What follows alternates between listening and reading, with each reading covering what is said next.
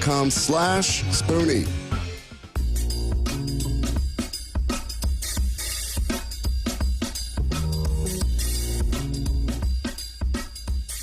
Got that? Hey. Yeah, it kind of helps if I unmute the mic there, gentlemen. There we go. Good morning. Gotta love the live show. Every time something happens, I'm like, yep. We're here in Fort Worth. Where is Jeff when you need him? Yeah, we're here in Fort Worth. This is the Gut Check Project, episode number 18. I'm Eric Rieger with your host, Dr. Ken Brown. What's happening today? What's going on? Episode number 18. We're already up to it. This is fantastic. We're having some great responses. I'm even like bumping into people that are looking us up and saying, hey, that's a good show. Gut Check Project can now vote. We are 18. Wait, no, that's 18 years. Not quite there. Yeah, anyway, not quite there. LoveMyTummy.com. Just go ahead and knock that off the bag. LoveMyTummy.com/Spoony. Check that out if you would like to get your own Atrantil. And the reason why I'm moving so quickly today is because we've got some studies to get to. We've got an incredible guest from an industry that we don't always get to represent on the show. That, of course, is going to be Travis Page. Yeah, so we have Travis Page on. He is a drug rep, but he's also very interesting. We're going to talk about a lot of different topics, but we're not going to talk specifics of anything. No. It is going to be a general, just pharma thing. We're not going to get him in trouble. No. His generic company will not be brought up. His generic drug won't. It's going to be really neutral. So there you go, Travis. Yeah, Travis, we will not reveal his company. And I even asked him if I could rhyme it with other words. He said no. And I have a whiteboard. I was like, I'm just going to hold it up with a sign. And yeah. He said it won't happen. Can't do it. So but we're going to talk about a lot of other stuff. But one of the things I do want to talk about is the stories that you've had being a drug rep, the stories that I've had through the years in training and what's gone on and how the drug industry has changed. And like this, the regulations that have been in place. So it's a wild thing because I didn't realize as a young person going to the doctor with my parents why in our small town of Gainesville occasionally there was somebody in a three-piece suit sitting amongst all of the people in the waiting room, and they always seemed to be holding pamphlets and couldn't wait to get in, and they didn't have to have their name on the list, and they would go back. But a lot of things have changed since those days and the way that pharmaceutical representatives have to become educated, how they represent to the physicians, how they support the physicians with their staff, their patients, et cetera. So there's a lot to get into. And of course, there's lots of funny stories that go along with becoming a pharmaceutical rep. But you have some big news, and the big news happens to be in conjunction with the KBMD Health Box. And before we forget, I wanted you to touch on the feedback that you got this last week, and then what you have coming out, because there's actually an updated change. So we did the box opening last week with the KBMD Health Box. This is a really exciting thing. This is, a brand new venture for us and for Member Box, and they've done an amazing job, and I've had some great feedback from my patients, and we're going to make big difference. So in that unboxing, that was a primary gut box. Yesterday, we sat with Sarah Jean, and we're building next month's box, and we're making it even better, because more vendors are allowing their products to be part of Member Box. You can build your own box once you get going. This is really exciting. I want to personally change the healthcare landscape naturally and allow people to really start changing things about themselves. It's pretty awesome because some of the feedback that we got from our patient just yesterday that was scoped who received her first box, and she said, "This is amazing. I don't have to guess anymore."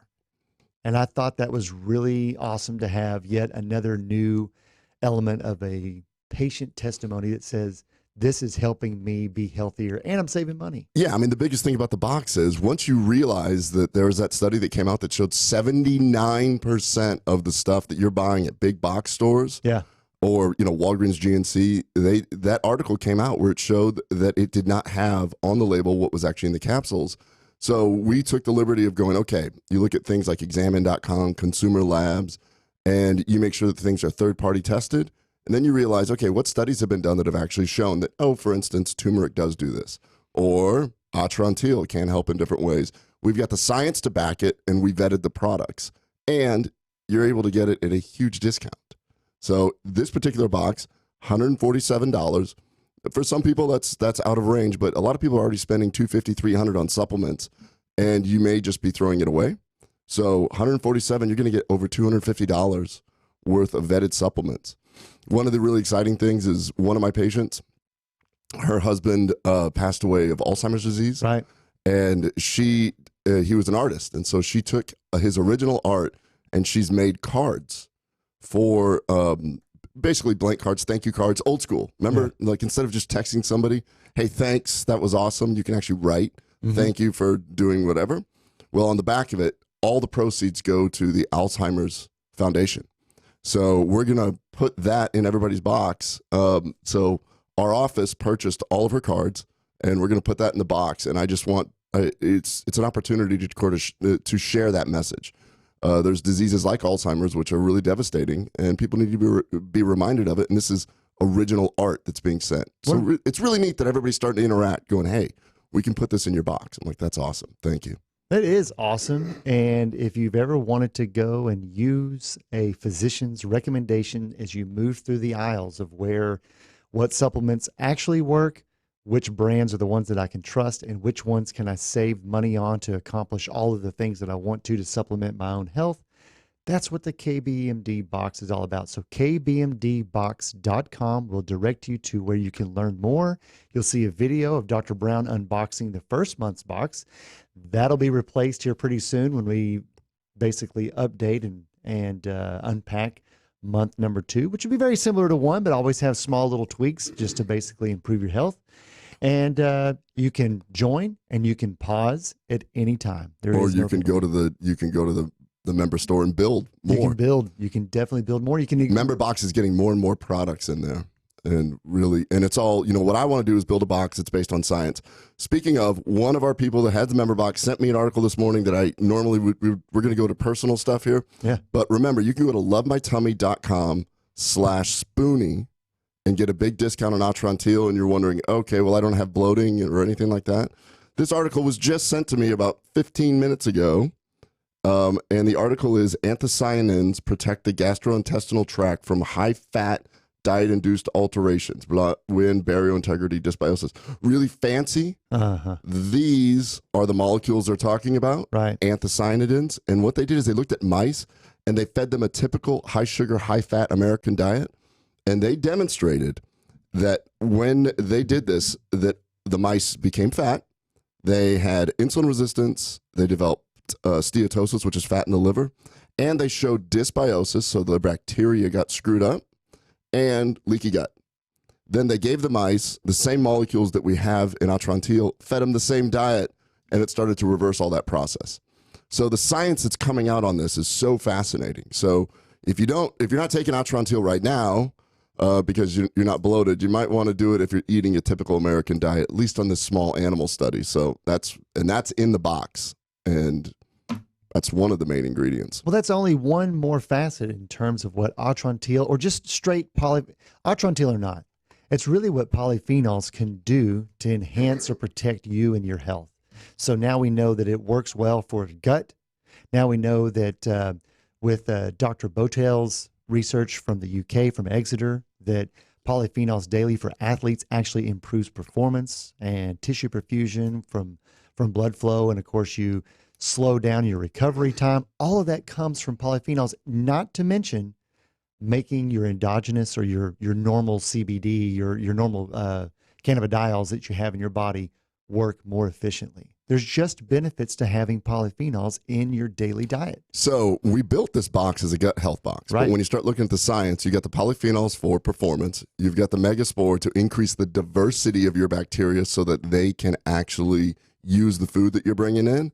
And then the little thing that we talked about before was Trucy. That's the micronized hydrogen to improve your VO2 max, meaning that you can actually have better oxygenation. These are all studies that have just recently come out. And then, of course, you get a big steep discount on KBMD CBD oil. So yes, it's exclusive to everybody who's a KBMD box member, no doubt. Yeah, almost all of my patients are on Atrantil plus the KBMD CBD because the molecules in Atrantil augment your own endogenous endocannabinoids, or in other words, your own CBD that your body produces. And of course, taking CBD is like an insurance policy against the world because it really gets you back to balance with your immune system and your nervous system. Speaking of CBD, so I've tweaked my back in the past, several years ago, a few years ago, and then unfortunately, just this last weekend, Gage was up playing basketball up in Kansas, and I went up to watch him, and I decided to go engage in a workout, and I lifted incorrectly. I knew better, but it's a routine workout that I normally do. But you saw was this Ronnie Coleman, 600 pounds front squat? I did 550. 550. Mm-hmm. Okay. I just want to take it easy. Just be safe. No, truthfully, it wasn't that much weight. But what I did is I put myself in a compromising angle that I don't normally do. Isn't the equipment that I usually use, and I knew better. But regardless, I did get a small spasm in my lower back. Usually, in the past, it would take 5, sometimes 7 days to really get more mobility. Well, that injury, I guess it's a small injury, occurred Sunday. And you saw me pushing beds yesterday up at the Endo Center. And I'm not 100%, but the only difference that I have now that I didn't have the last time I hurt my back from lift is that I take Atrantil daily and I take CBD now. And I think that the level of inflammation that I experienced is less. Now it's anecdotal. It's just me, but I feel great today. Well, as soon as you feel totally 100%, let's go back to that same gym, do the exact same exercise, injure yourself, but don't take either. That way we have a control group and we have a treatment group. You took the words right out of my mouth. That's exactly what I want to do, is drive back to Wichita, Kansas just to do that. The people of Wichita are lovely and nice. It has nothing to do with that. It's just 5 hours from here to get there. So it's a long round trip. Looks like you got a haircut. I did get a haircut. And yeah, several of them cut. Several of them. Yeah. Looks like a fancy place. Weren't you talking to the person that was chopping your hair? I was. The hairstylist, that's what you call a woman that cuts your hair, I guess. The hairstylist was cutting my hair, and she asked me, "Hey, you're sitting kind of funny in the chair." And I said, "Well, I actually just kind of stretching my back a little bit, kind of tweaked it, but I'm getting better." And then she went on to tell me a story about she had been rear-ended by a large truck that had wrecked into her car on Interstate 35 in Denton. And it took her about 8 months to get back to where she could hold her arms up to cut hair and then, work a comb and the scissors and without feeling fatigued and lots of pain. So I asked her, I said, what all worked? And she said, well, I did a few things that the pain doc recommended that I do. I did stretches. But what made the biggest difference for me is when I found a CBD that I could trust and that I could take. But the hardest part... Did she try several? She tried several. Yeah, I hear this all the time. She said the hardest part was finding one that was reputable that she could depend on that didn't break her wallet. So the one that worked the best was running her a little over $135 a month. And she said it didn't always make it to the end of the month, even though she was following the instructions on there. I let her talk, and it was almost like she just walked straight into what it is that you do. And so I just asked her, so, well, would it have made a difference if you had a physician that said, I recommend this CBD because it works clinically for my patients, and here's why. And she said, I would have done it in a heartbeat. I said, what if I could have told you that it would have been about half the cost of the $135 brand that you were using? She said, well, obviously I would have saved money. I would have felt better. So I told her about KBMD, and she went straight to it and ordered some. So it's really kind of cool that we've removed the access of the cost and the worry of, is this legitimate CBD? And everybody's talking about it, and the waters are being really muddied right now because it's there's essential oil companies that are now trying to add CBD. Everybody's trying to put it in different things, and people are ordering it off Amazon, which right now you're getting hemp seed oil. You're not even getting CBD. Right. There's lots of mislabeling. And so I think it's really important to have something you can trust. Same thing that you're doing when you're buying a supplement. You want to make sure that your CBD is of quality. Something cool happened, as long as we're on the topic of that. Yeah. Yesterday, I like to get this Greek salad and turkey patties from Kenny's Burger, which is right by my office. It's a tasty Kenny's Burger. Chef Eric said that he was going to come on the show one day, so I'm going to hold him to it here pretty soon. Oh, nice. But I was actually talking to some people, somewhat regulars there, and somebody said, hey, I Googled you, and I found you this show. And I went, oh my gosh, that's awesome. You actually found the show, because you Google me as a doctor, but finding the show is kind of a cool thing. Sure. And she goes, tell me more about the CBD. And then it just immediately started this whole discussion. And about the CBD. We started talking about it. And then it went sideways because she goes, what are you going to talk about tomorrow? I'm like, that's a great thing. I'm over here looking at different articles I'm going to look at. I'm like, there's a real interesting one that just came out about a fecal microbial transplant is not effective in irritable bowel. I forget that I'm at a restaurant. Yeah, you said that in Kinnings. Yeah, out loud. Yeah, you're a classy guy. Real classy. It's like a record stopped and everybody just kind of went, what? Yeah. And then I had to explain the article. I'm like, well. So you take one person's poop, you slur it up, and you put it in. They're like, you're not helping. I'm sorry, Dr. Brown. Could you please leave the stage now and the restaurant, please? Yeah. I know. I was like, well, yeah, okay. I'm just, because it doesn't get any better. I mean, I can go into detail about how they actually did it, which is what I'm going to do later, maybe. Yeah. But don't do it in a restaurant. No, does it not sell more burgers? It's weird. I know. Chef Eric came out and was like, yeah, let's just move you back in the corner over there. Yeah. Let's let everybody else eat their burgers. No need to wash your hands. I'm going to solve IBS. Yeah, I get it. Exactly. Yeah. So that was kind of cool. We talked about CBD. They found us just by Googling, and then I got put in the corner because I have a potty mouth. Hey, So it's okay. Well, yeah, it was a potty subject. So, well, hey, just a real quick reminder for all of our listeners, be sure to like and share the Gut Check Project, and then shoot us an email at gutcheckproject.com under connect or contact. Let us know that you liked and shared.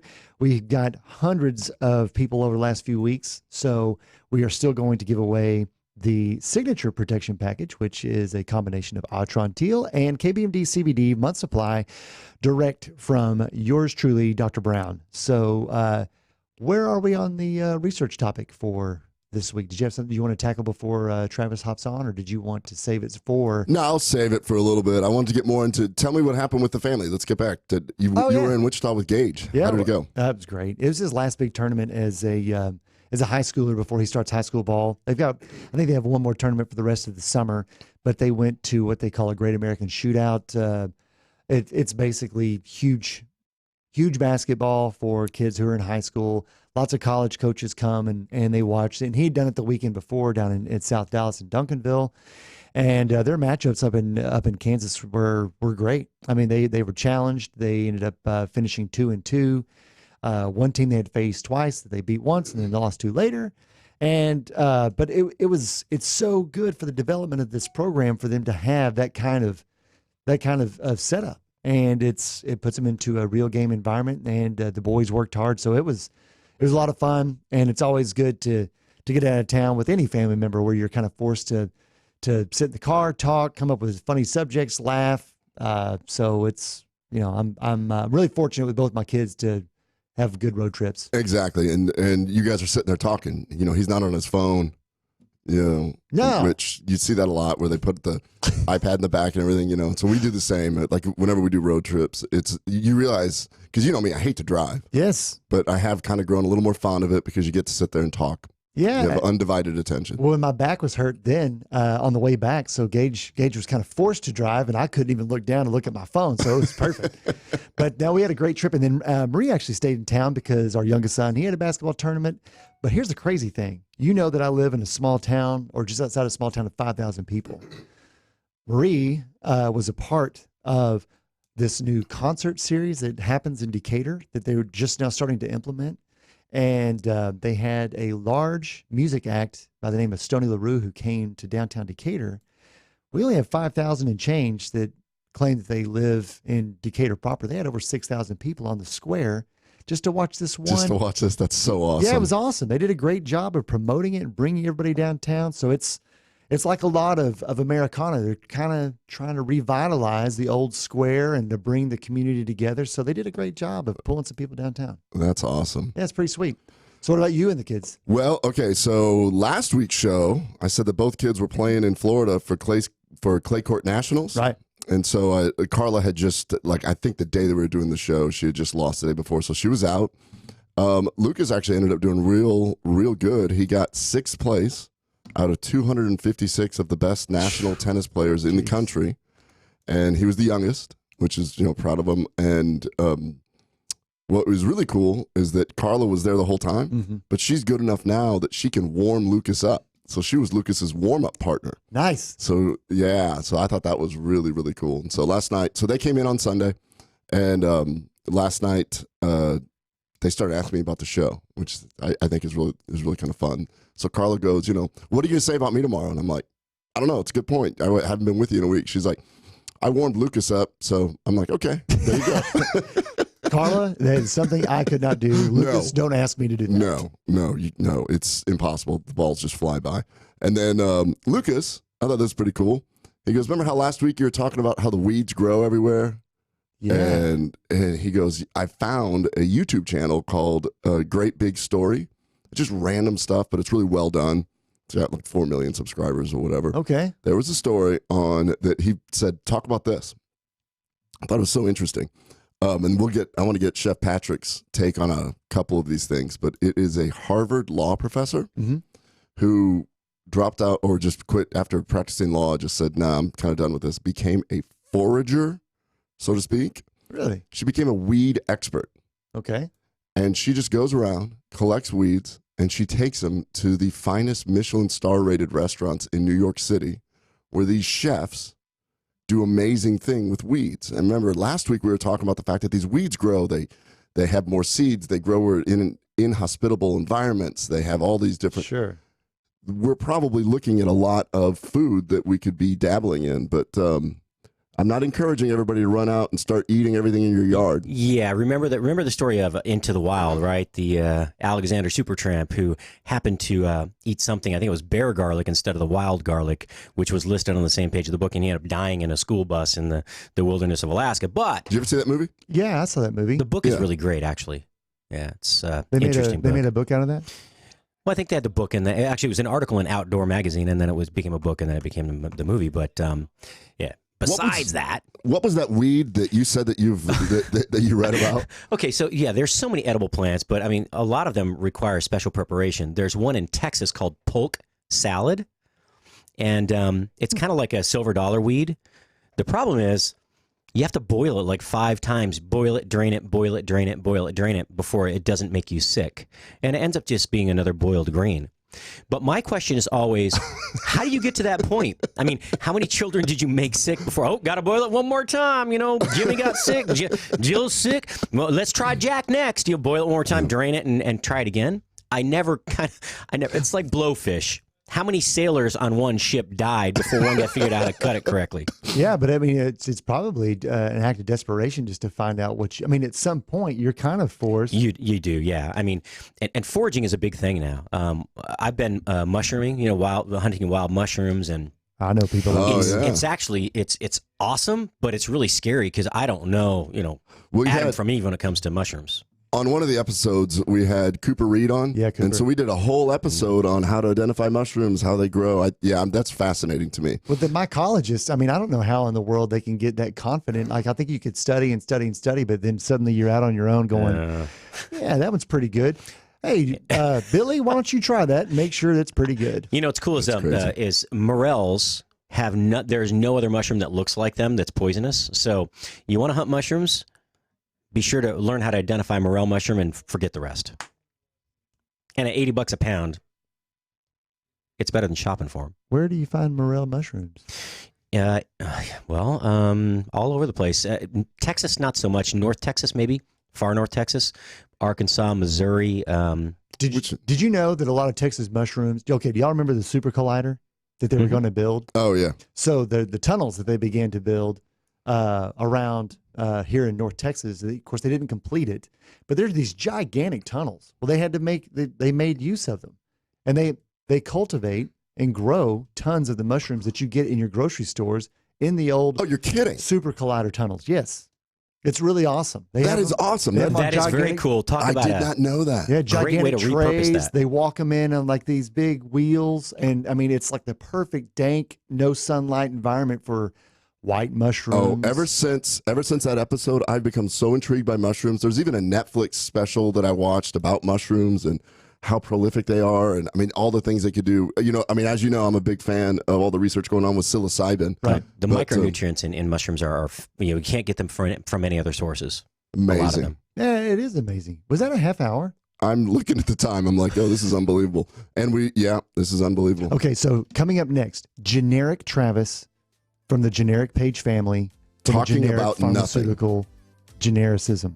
Genericism. It's all so generic. We're going to teach you how to be so generic that you will be invisible. You'll generically laugh your ass off. All right, see you in a moment.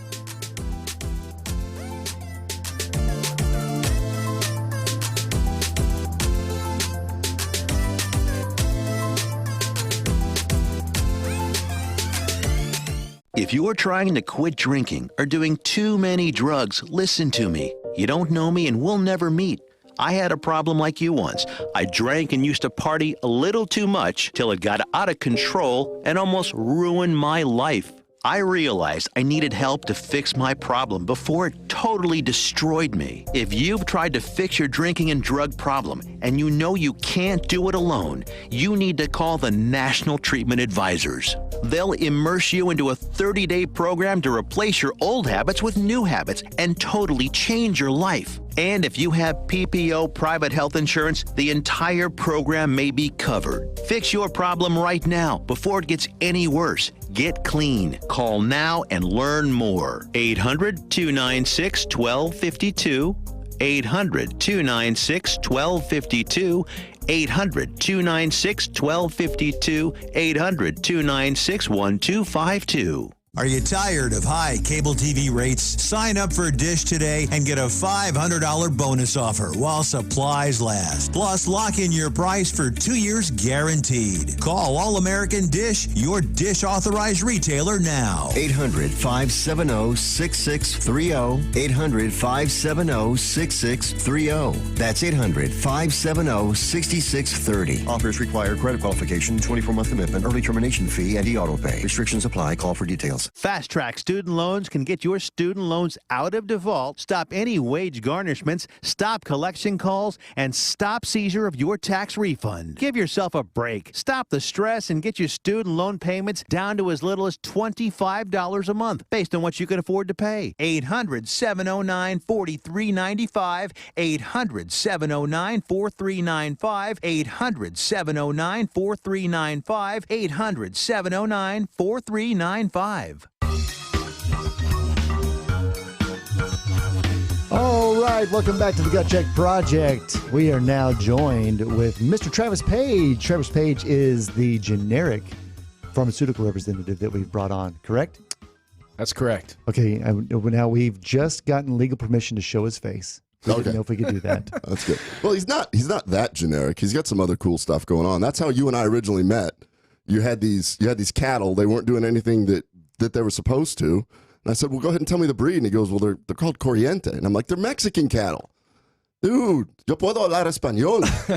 So I went to his ranch and I had a little discussion. I was like, oye, mira, este hombre aquí es muy bueno. With the cows. And that's how we got him in line. He's like, I never thought about speaking Spanish to him. I don't speak Spanish. But they're Mexican cows. Yeah, I needed you to come over and help me out with that. Yeah, so once we got him in line and I was like, hey, I got a great idea. I helped you. Why don't you come to my office and bring lunch occasionally? He said, yeah.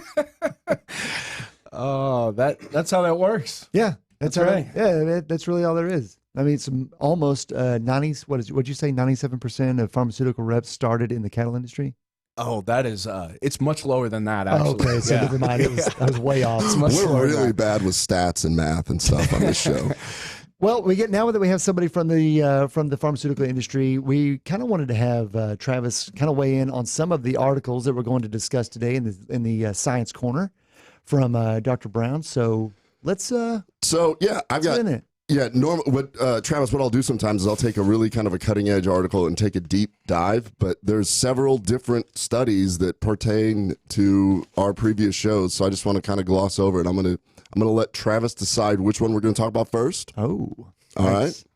So this is very important, Travis. Oh, you mean just pick one of those pages you're holding, or are you going to give me some kind of description first? Actually, do you want to hear about the tie between the gut microbiome and a potential way to help people with ALS, amyotrophic lateral sclerosis, or otherwise known as Lou Gehrig's disease?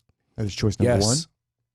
Choice number one. Choice number two, would you like to hear the previously discussed Kenny's Restaurant poop transplant story? Ooh.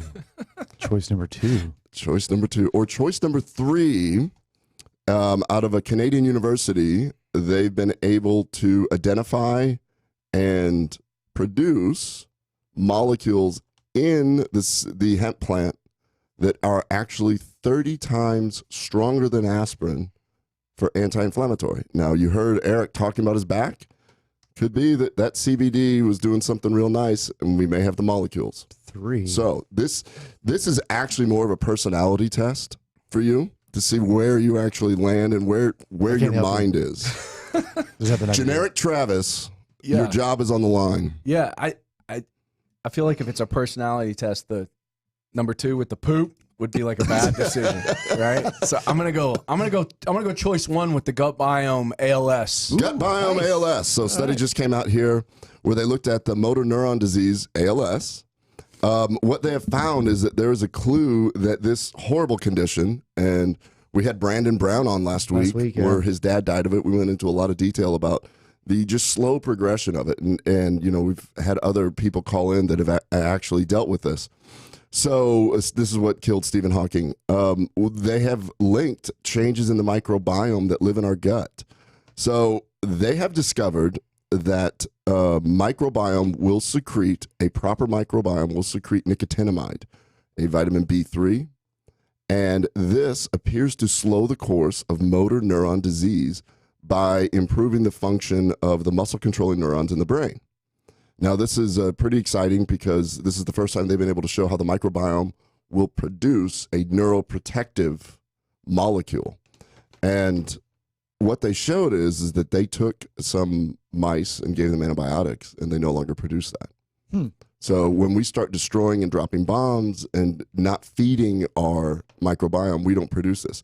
So nicotinamide, this may seem familiar to you because we were working with the guys that produce nicotinamide, ribonucleic acid, which is a precursor of this.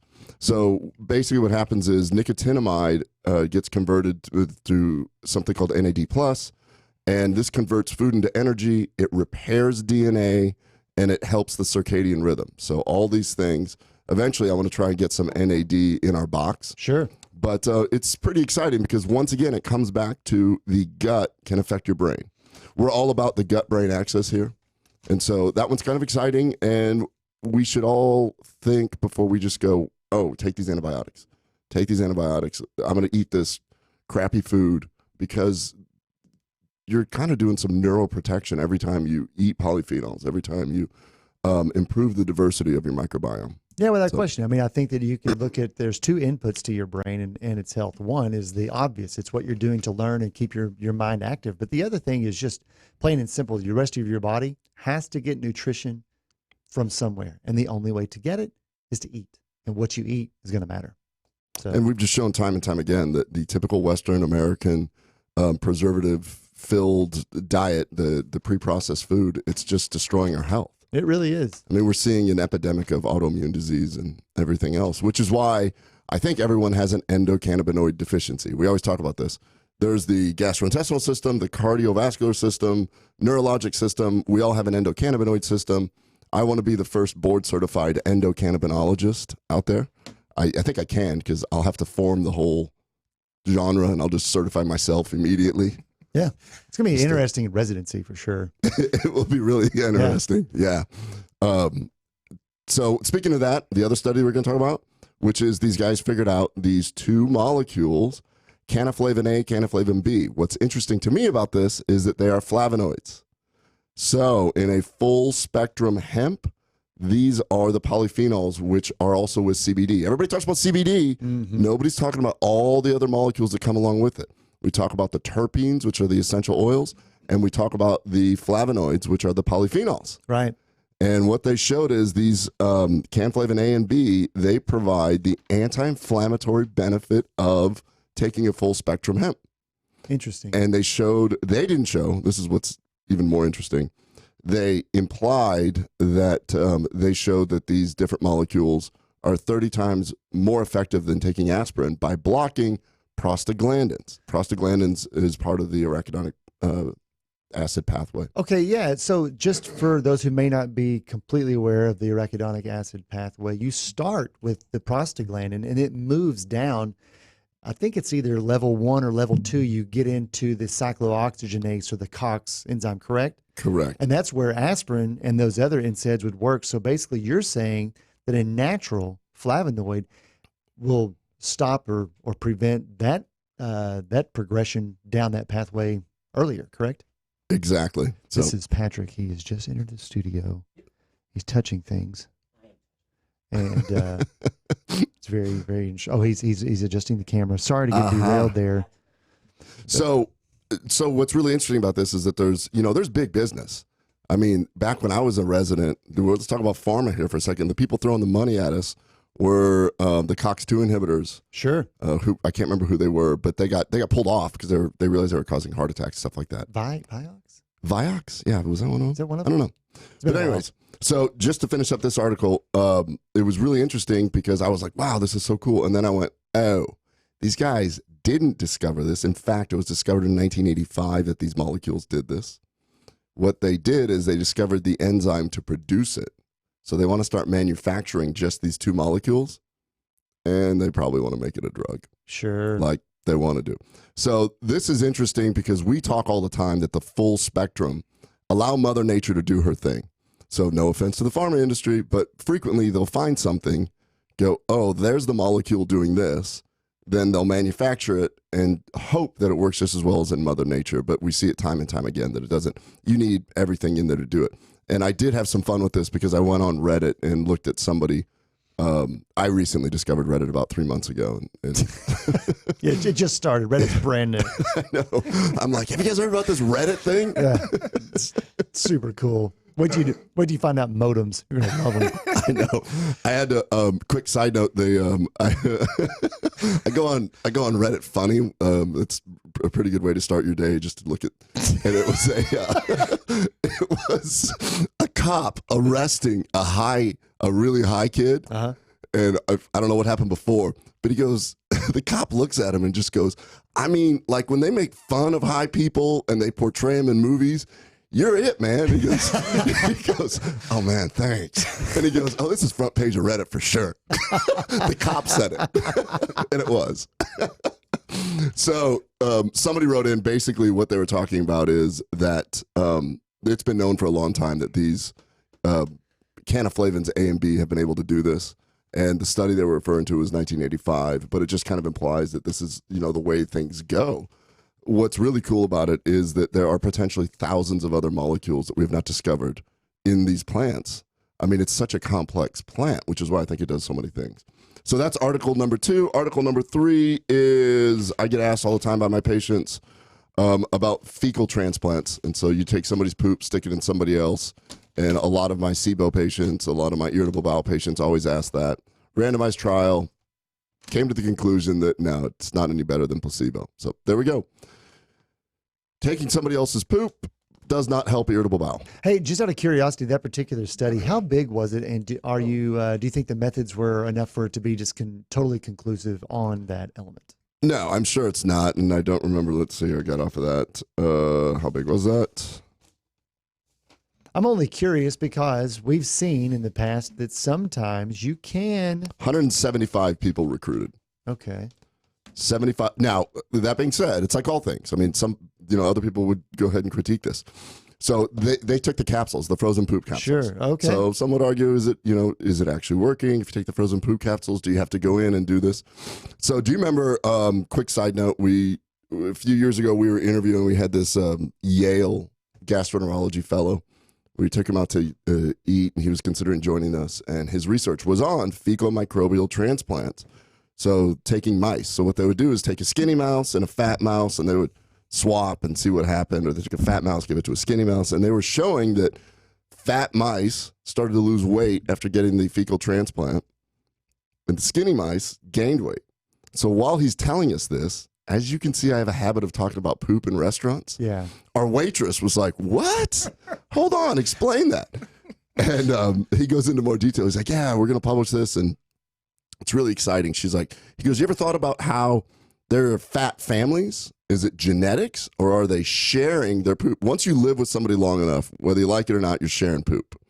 And it's just the living with somebody.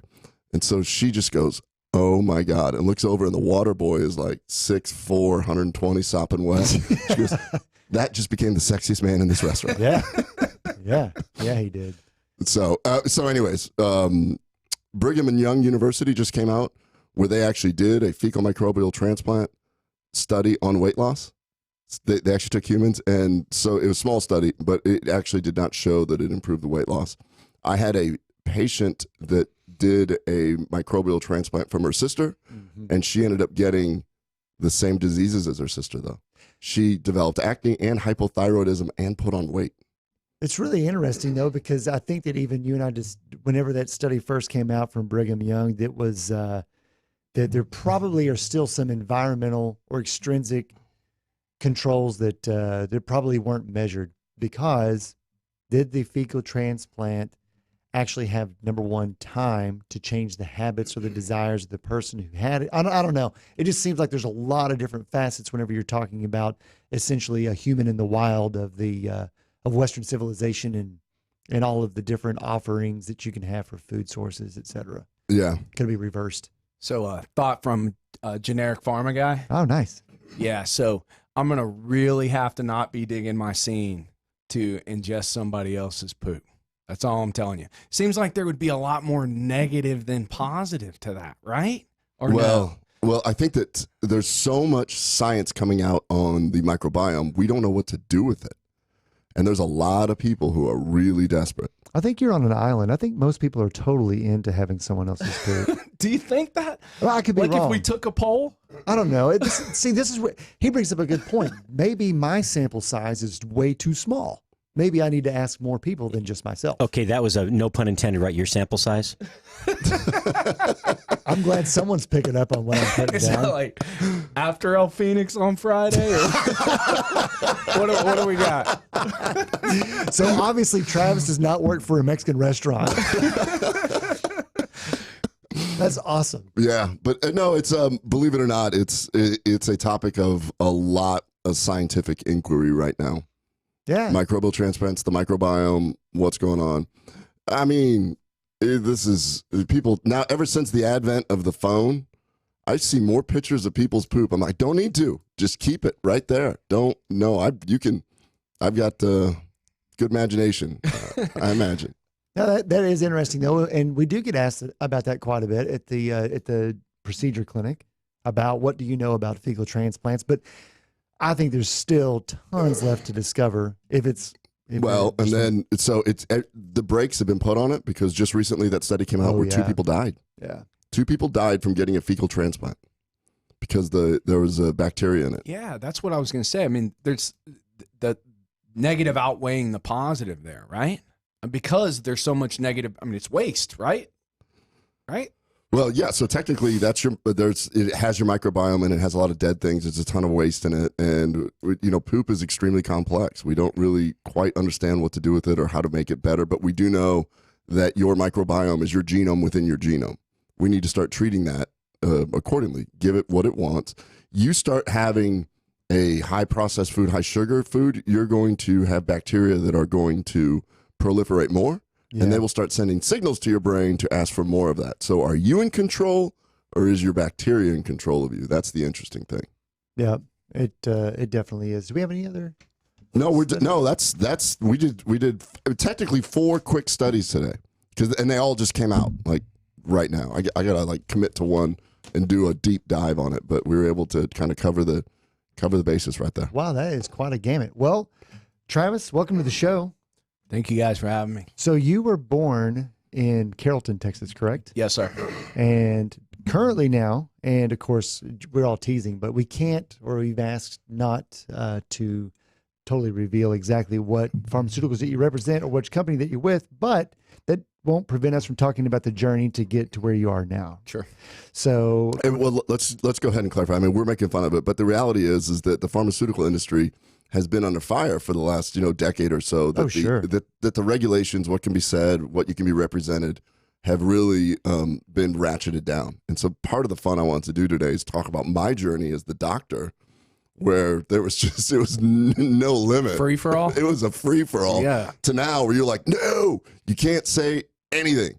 and I can't bring you anything, and we can't do anything, and everything's under tight regulations. Oh, it's morphed a lot.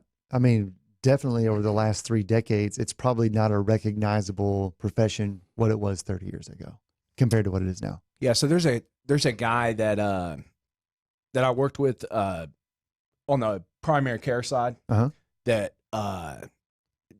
we'll just call him AZ Al, right? And he was 60-something years old. He'd made it through like 8 different layoffs over the course of his career, right? I mean, just could not kill this guy. And he was a fixture. Every Wednesday, he's in this particular office, right? And, just asking him and talking to him about what the industry was like 30 years ago when he came into it. I mean, I missed out on all of that, right?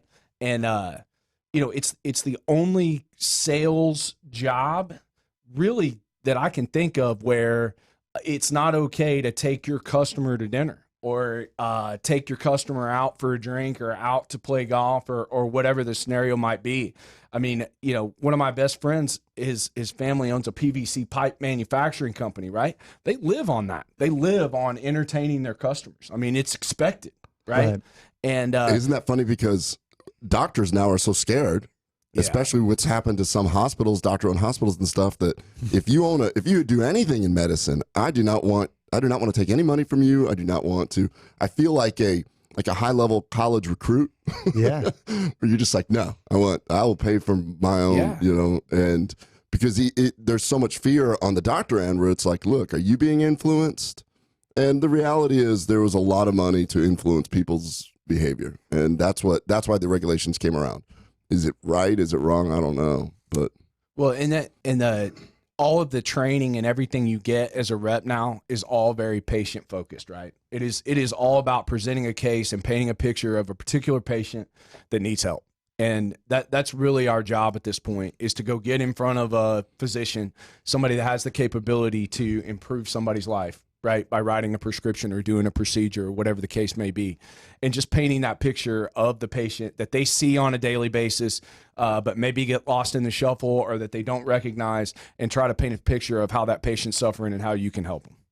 So, I mean, we won't say the company name, but I've been doing clinical research for a lot of different pharmaceutical companies, and I work with a lot of scientific liaisons. So you guys have some really smart PhDs that are really trying to work this out. So there's all different kinds of views of what this industry is and what it was, what it's become, and the insurance companies have a view of it, the patient has a view of it, the doctor has a view of it, the company, and there's so many moving parts that are continually moving. So if a drug company or a research division of the drug company has a pretty good product, if it doesn't look like it's going to be a home run, there was just a recent pharma startup where they were looking at something in cannabis, and the phase 3 clinical trial was looking bad, and somehow it got leaked. Their stock plummeted 81% on the rumor that the trial wasn't going well. Yeah, so it's crazy because your stockholders in industries like that, you're always betting on the future. It's never on the present value of are they delivering a good service or what have you? They have so much weighing on that. In fact, if I remember the number correctly, and you may be able to correct me, or it's probably grown since then, but in the late 90s, we were told this stat, and that was that so much of the money in the United States of America pharmaceutical industry is strictly to stave off the costs of R&D and the elements that go into that to move that product. So what we were told is that before one RX is sold of any, it doesn't matter, all comers, is sold, that over $1.4 billion had been invested industry-wide to create both the failures, the trials, the experiments, the development of a said drug. That would come with every lineage. You yourself even said that they had started with a study back in '85, and now they're trying to find an enzyme to do something. Well, we're 30 years removed from that. So over that time, how many people have spent time reading that article? And so this is an aggregate of all of the time and all of the research that goes into, is this an avenue where we can improve either an outcome or what have you? It's just a lot of money. And on top of that, before you can turn a drug out to somebody, you've got to go through at least 3-phase clinical trials and then move into the 4th where it could be consumed by the public. Well, I will say this, Travis, you're here because, well, number one, you're atypical for a drug rep. So how in the world, like, what's your journey, man? Where'd you start? How'd you end up here? Yeah, so it's really not that complicated. I planned to be here a lot sooner than I was. I mean, I'm a third. Well, the show doesn't start till 9. So. I was right on time for that. Yeah. So you were talking about my journey, right? So I'm a 3rd-generation sales guy. When my dad went through school, when he came out, it was all about computers, software, and hardware, right? When I was in school, it was all about the pharmaceutical industry. And so it was my ambition, right, to be in sales. It's all I've ever done. Don't care if it's my high school job, my college job. It's always been involved in sales. So I knew that's what I was going to do. And the hot job to have, back in 1999 was coming into the pharmaceutical industry. And, I went to a small state university, which was a mistake, right? Great experience, great education, but just not a lot of alumni support for a job, right? After you get out of school, and at that point I thought I was going to be a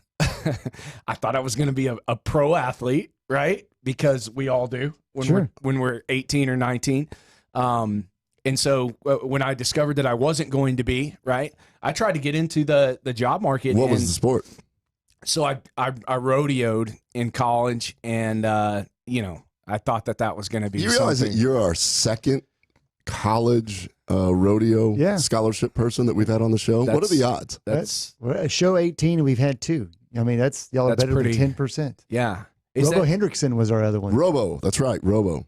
So what did he compete in? What was his event? Mostly badassery. Oh, is that right? Yeah. No, he was I think he was a bronc rider. He was a professional bronc rider. I think he was a bronc rider. Yeah. Yeah. So that's what I did. But it was very evident that I was not going to be professional at it by the time I graduated. What makes a professional rodeo person? Like, what are the skills needed? Yeah. So basically, you're willing to put your money forward and go on the road. You have absolutely zero sensitivity in the male nether region there, since you're being bounced up and down. Doesn't come into play as much as people think that it does. But I'm going to check that off. That was definitely a question. Yeah. You know, that's so the one basically thing when you you're don't have trying to out worry for the about. team, somebody runs up and just kicks you in the nuts. Well, it looks like he hurts. He's off the team. He's off the team. There would be a lot less people sign up if that were if that were the case. Yeah, no, I mean it's really it's one of the few sports in the world where there's no contract, there's nobody paying you unless you win, so you got to be able to foot the bill to go compete, and then you're basically sustaining yourself with whatever you win. So if you don't win, it's not sustainable. Is basically what the deal is. So, the first job interview I had at college was with Copenhagen Skull, right? Okay. And so I go down to the office there in Louisville. Used to be on Main Street there in Louisville, and I go in there and I'm talking to this gentleman, and it's a sales job and it's a promotional job, and I get to go on the road to all these rodeos and stuff and promote Copenhagen Skull. And I'm like, man, this sounds fantastic. I said, so how are you guys' health benefits? He goes, yeah, we don't have that. We pay like $7 an hour. I don't know So if I you find noticed that we're a fascinating. tobacco company. I mean, not to that your initial, and we'll take jobs coming out. I mean, you have to eat. So did you have any issues taking a job that actually is harmful to society? Yeah. So when you're 18 or 19, I more associated it with cowboy than I did it being harmful, and as you grow up and mature, you realize that's not a great thing. You know what I mean? But at 18 or 19, I just associated it with being able to be with rodeo. Look at the advertising they were doing. They made it sexy for your peers. That's sexy to be doing Copenhagen and Skull. Started dipping when I was 14 years old. I'm 42 today. Today?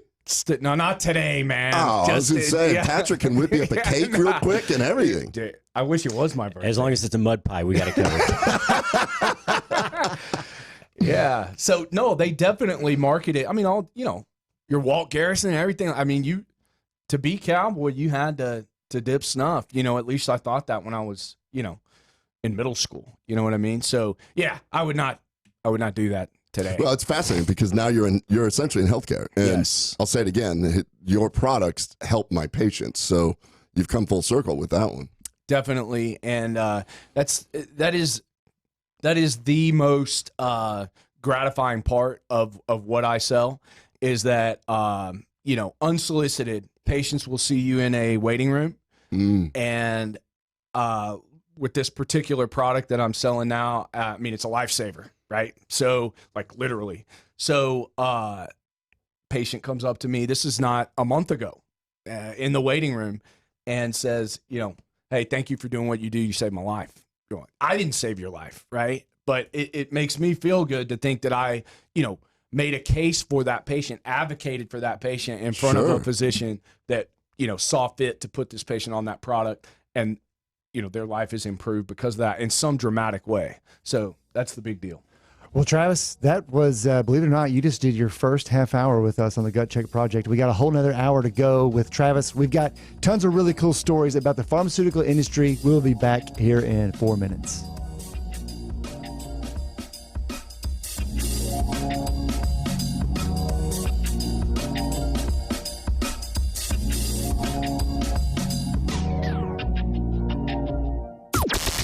This is the only 24-hour take-anywhere platform dedicated to food and fun.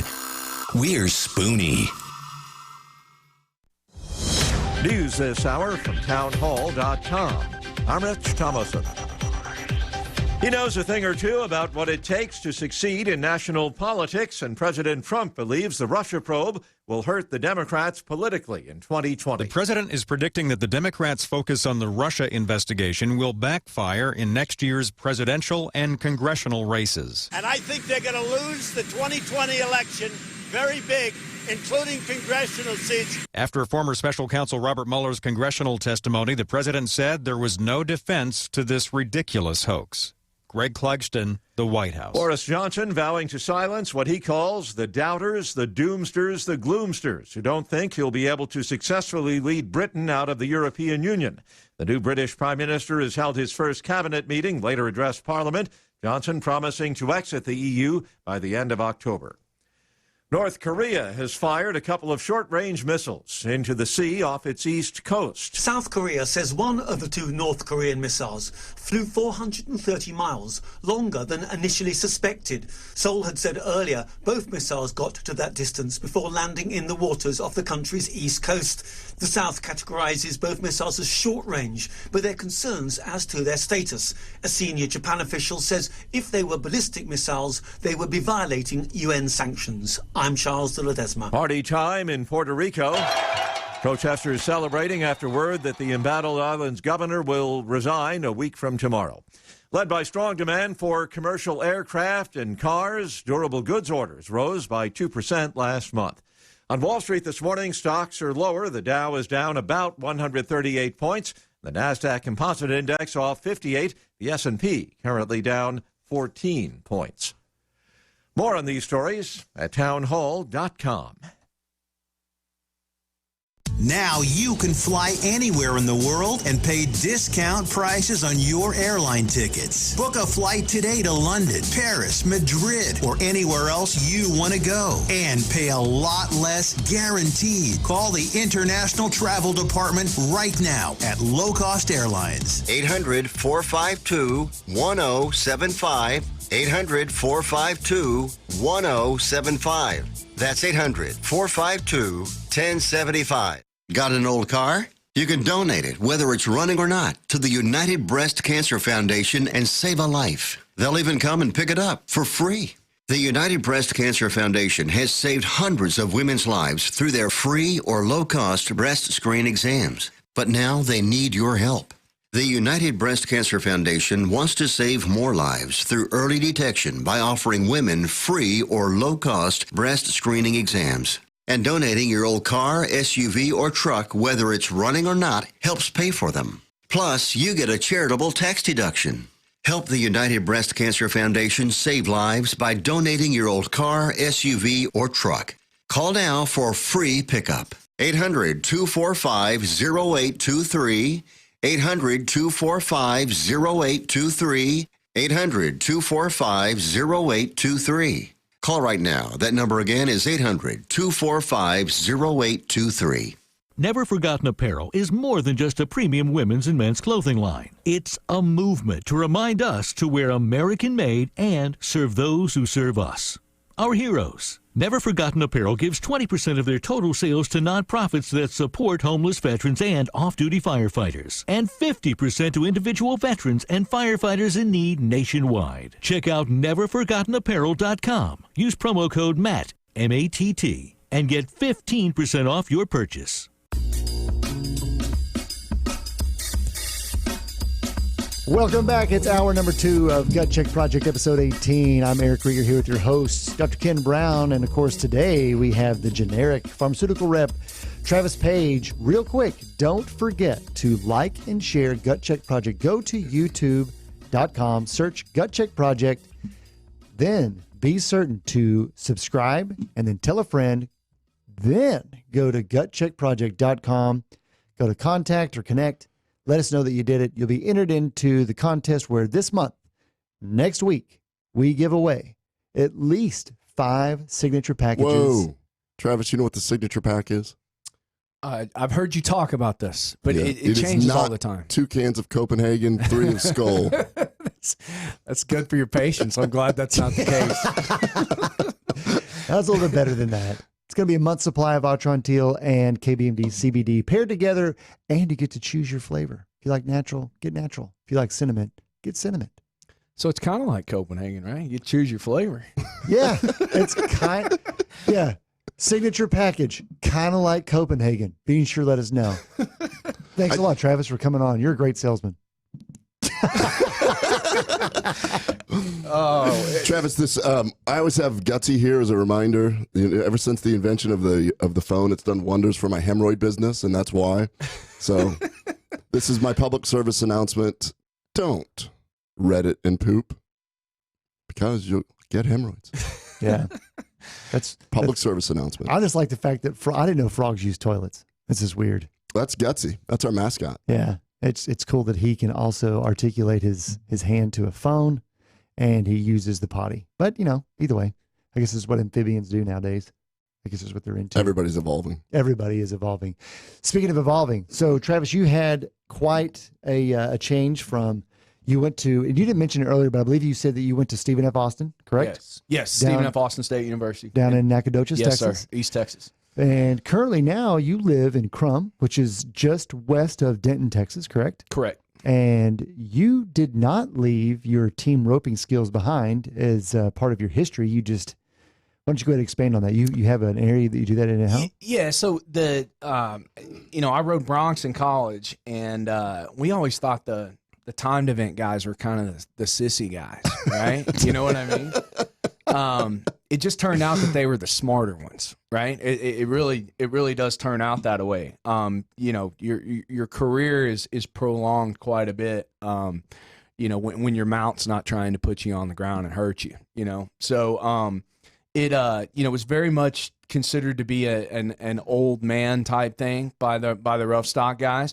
Well, now I fit that bill, right? So I have zero shame about team roping, and it's actually extremely complicated, and I learn something new every time I go about it. So it's some guys fish, some guys play golf. I'm a pharmaceutical rep by trade, but my hobby is team roping. How many days a week do you team rope, or do you work on it? Yeah, so it's tough, right? Because of all the resource that you need to actually practice. I mean, I have a dummy, if you will, that I can rope that's stationary, Sure. that I can do by myself all the time.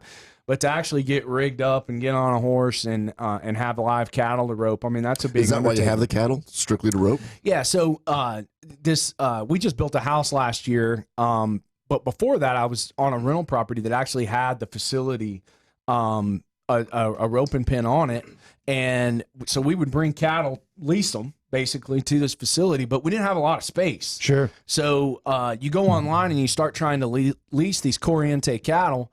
Well, they want to lease 100 of them. Well, we didn't have space for 100 of them, right? So we needed 5. to 10, Yeah, maybe, but max. don't you think it'd be a whole lot easier if he had the 100 in that same space? I mean, you'd probably catch more of them, wouldn't you? Yeah, y'all doing it way wrong.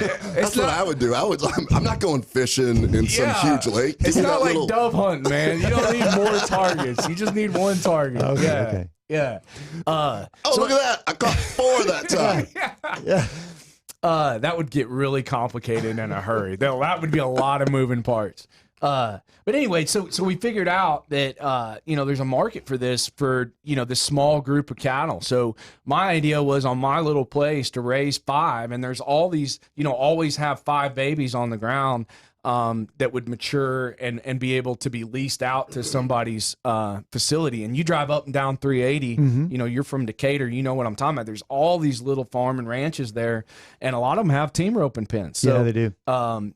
And they're all small. They're not hundreds of acres, right? They're 8 to 10. So not a lot of space to keep a bunch of cattle. So that was my idea. So I got it, and just like everything else I get myself into, it's a little more complicated than what I initially thought, So I've been going on this for I think this is my 4th year.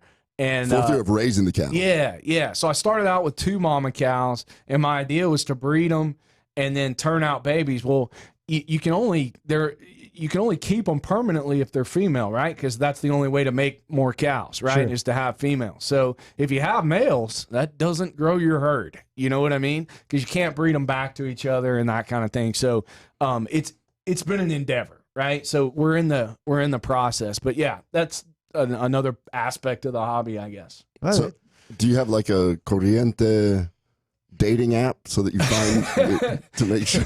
Yeah. Well, so I have a buddy, right? That's got a Corriente bull down the road. So, every winter I take them on a date. I load them old gals in the trailer and we take them on a date over at my buddy's place. You just wait for them to swipe right, and you know they can head down the road. Hey, there's only one, so they gonna swipe.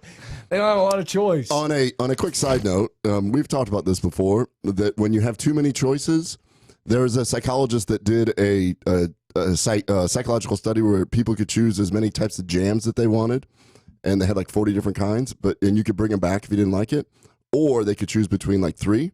And he showed that the people that had more choices were less happy with their choice or with their decision, and the other ones didn't. That's exactly what I think dating apps are. I think you should download an app and you have one of 2 choices. There you go. This guy or that guy, you pick it. And I think people would be happier personally. Yeah, I don't have any experience with it. So 0. I not one time have I ever had it. I've always had, you know what I'm saying? The old fashioned way, right? So I don't even know what this means. This online anything. I don't get it. I never participated in it.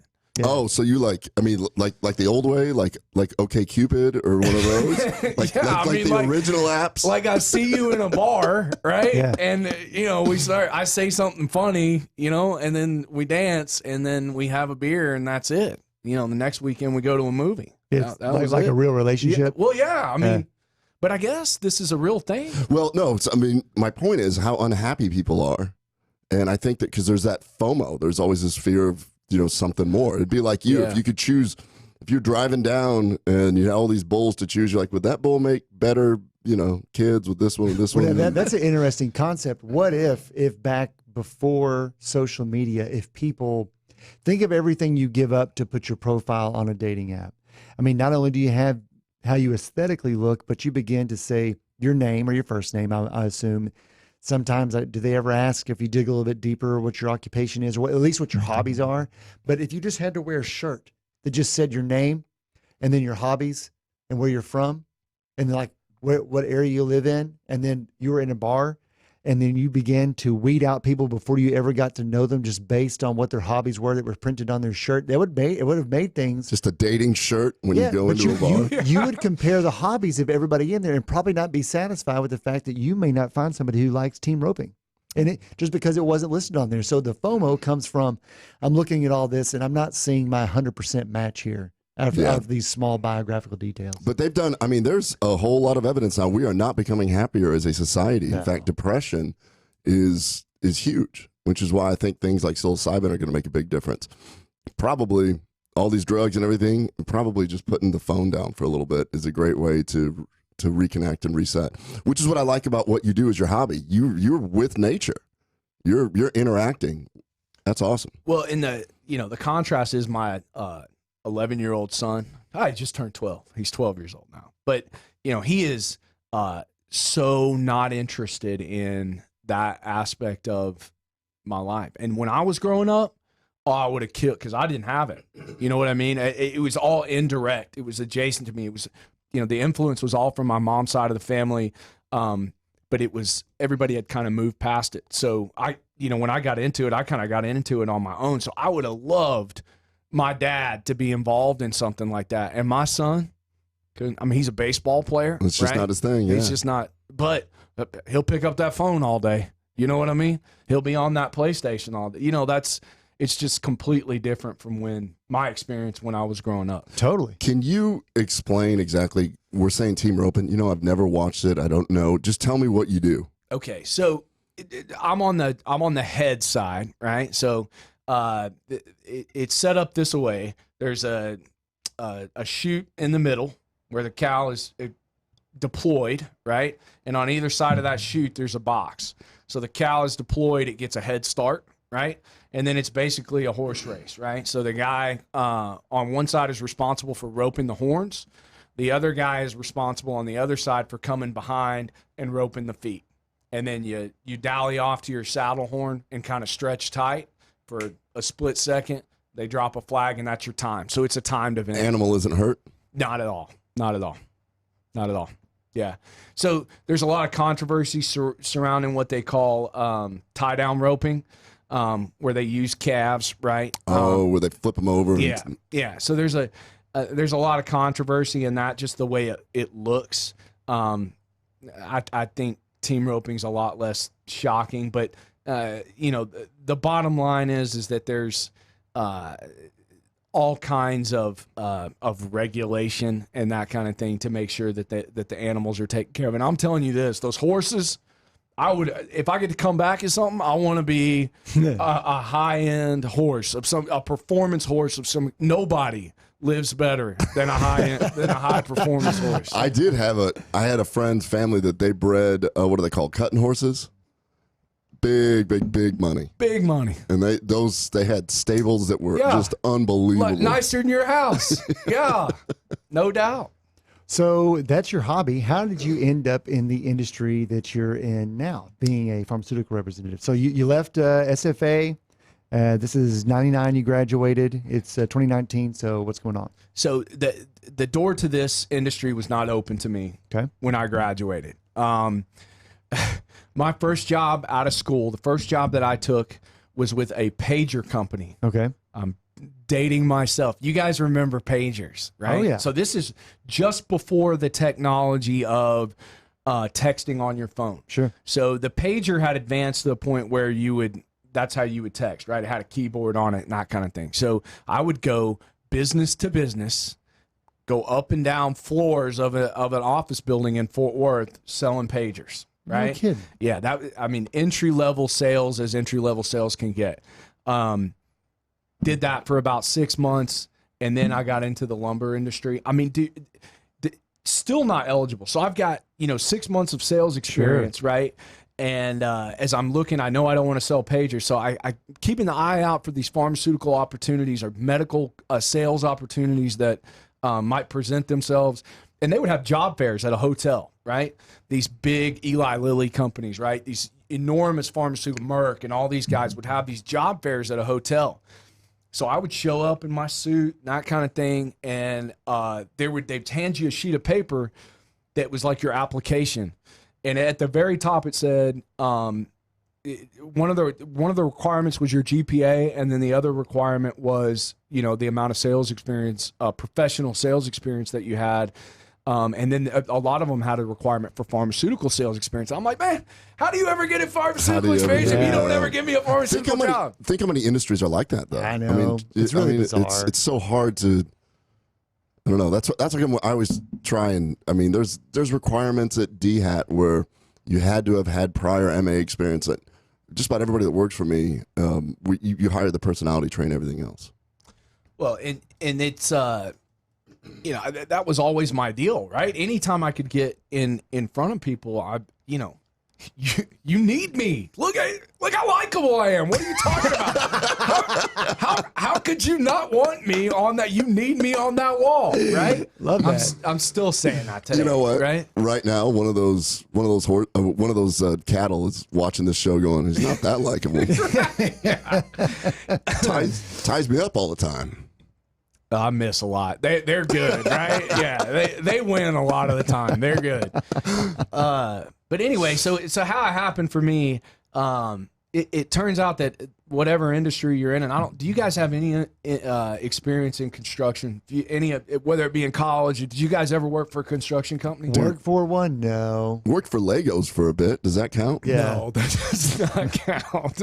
That does not count. I'm talking about actually.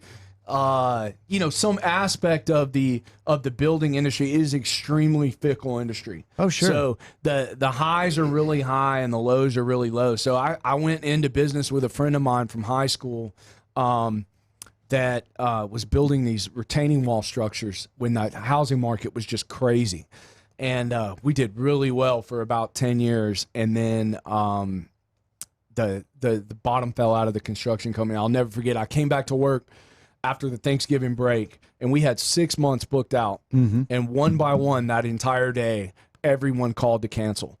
And it's these huge property development companies, right? Oh, yeah. Right? Oh, so they're depending on. But why did it happen that quickly? Well, so what was it? What was it? 08? Yeah. So it was 08 when the bottom just kind of fell out of the stock. AIG and PMI interest failure. The DR Hortons and all those guys, they had to shut down their developments. They canceled everything. Yeah. And so all of our projects were based on this large land development, and just one by one that day. We call it D-Day to this day, me and the guy. Yeah.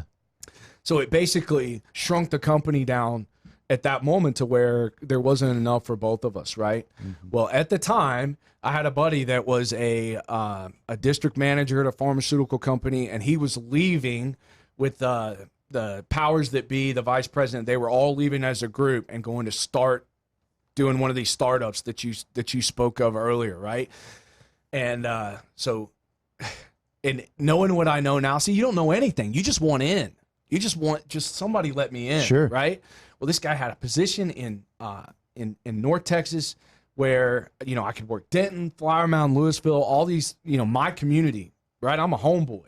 And I'm like, oh man, this is my shot, right? Knowing nothing about what I was going to be selling, knowing nothing about who I was going to be selling it to, what the market was, what the managed care was going to be. I knew nothing about this. I didn't know. I didn't even know enough to know I didn't know anything. Sure. Does that make sense? Absolutely. So I come on. Sublime. Yeah. I mean, not having to worry because you're so ignorant. Ignorant is the perfect. So I thought I won the lottery. I'm in, right?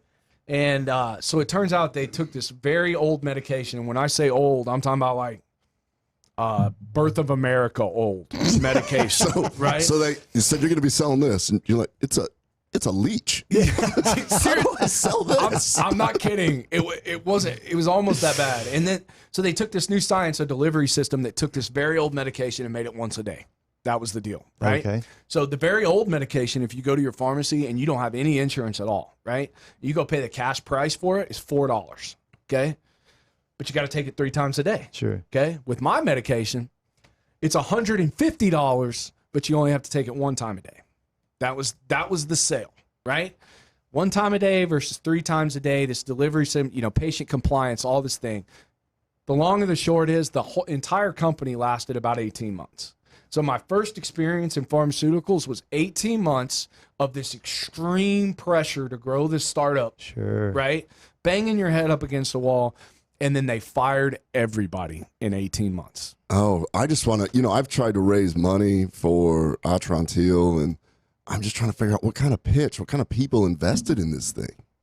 That's a hardcore. What were they investing in? Probably the delivery system itself, the technology. Yeah. So they owned the technology, right? The parent company owned the technology, and then they basically brought in these, a sales force. the higher ups of a sales force, your VPs and directors and that kind of thing that had been successful at another company. And the idea was if we bring them all from this successful company all over as one unit, right? That unit will function for us, right? Well, not if your product's crap, right? Is what it boils down to. That's, right? I mean, so that's really interesting because when you're selling something and I see it, I have people that try and sell me things that are inferior to another product that I have available. And it's like, why in the world would I even consider this? And so the question is, when they try to sell you something that just doesn't add up, does it matter to you if you like that guy or not? If he's selling it, right? Oh, I mean, it comes down to, first thing is patient care. I mean, if Whether it's going like to work on the patient, I don't want to hurt their pocketbook. Yeah, we can be best friends. You can come and hang out, but if you have a crap product, you have a crap product. Yeah. And that's the other thing you figure out and it's the thing I like about it, right? Is that it is not enough to be a great sales guy, right? It is not enough to be likable. You literally have to have something that is an advantage for the patient, something that's going to improve their patients' lives. Because this is why they started all these regulations, because there was a period there where taking doctors down to Hawaii, and then suddenly sales would start to increase. Whether the product was and people can say, oh no, that didn't influence. Oh yes, it did. Yeah. That's why they did it. When I was a resident, they had what was called the Zosin hotline. So remember, you're broke as a resident and you're working crazy hours.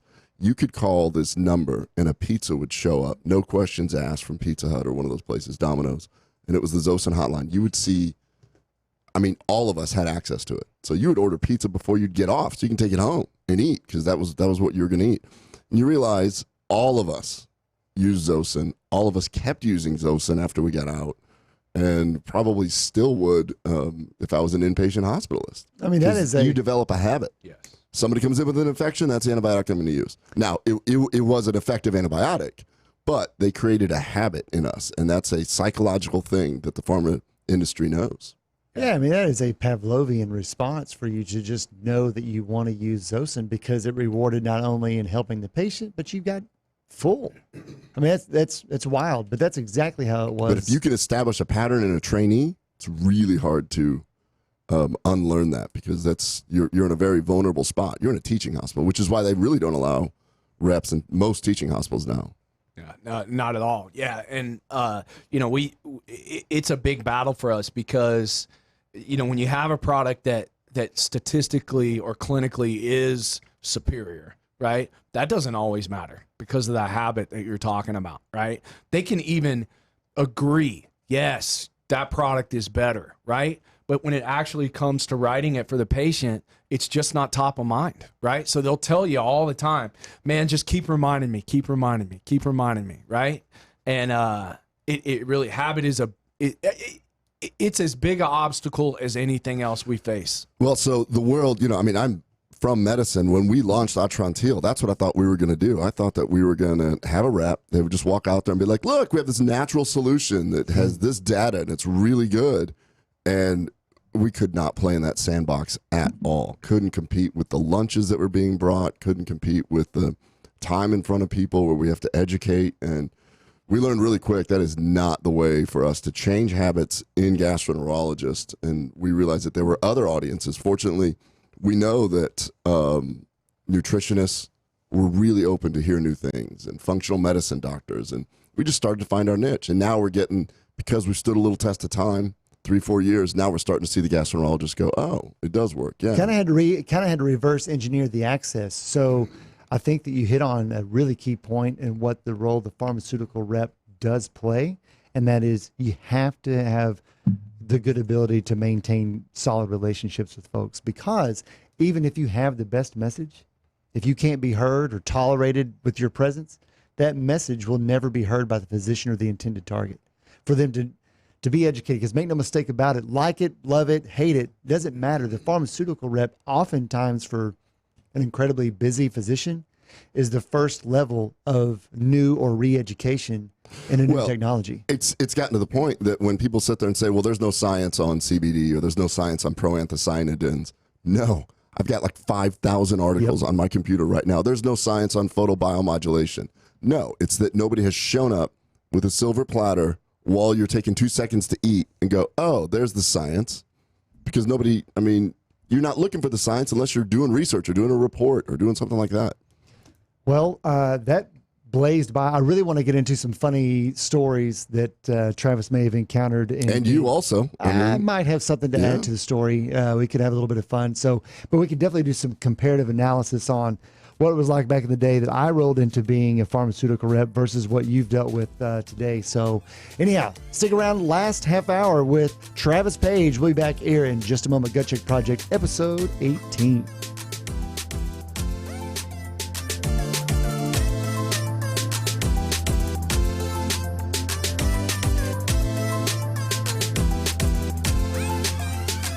Dr. Ken Brown here, host of Gut Check Project with my co-host Eric Rieger. Eric, we've been seeing Mojo guys over there and over here at Spoony talk about Atrantil for bloating. I've seen in my practice that Atrantil is a whole lot more than just a bloating product. Yes, it does a whole lot more than just fix bloating because of the polyphenols that you find in Atrantil. You're exactly right. The polyphenols are those molecules that we find in the Mediterranean diet. It makes vegetables and fruits very colorful. What are some of the things that these polyphenols do, Eric? These polyphenols can actually stop inflammation. They can help you have more energy. They can help you with anti-aging. And polyphenols are great for athletes. It sounds like it's going to help a whole lot more people than just bloating. Tell me how everybody should be taking Atrantil. If you want to dose Atrantil, it's 2 capsules 3 times a day, basically with your meals. But if you aren't bloated and you just want that polyphenol intake every day, 2 to 3 capsules a day will work for you. Go to lovemytummy.com/Spoony.